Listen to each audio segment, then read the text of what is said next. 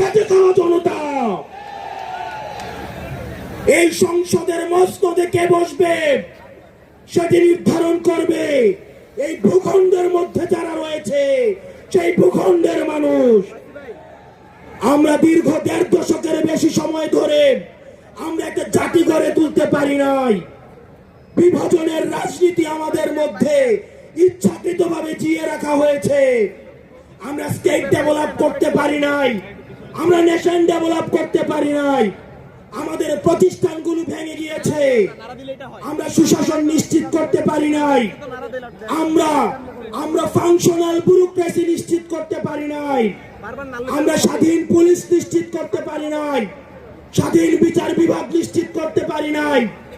আমরা স্বাধীনতার এত বছর পরেও আমাদের তরুণ প্রজন্ম, আমাদের একটা ইনস্টিটিউশন আমরা প্রপারলি ফাংশন করতে দেখি নাই।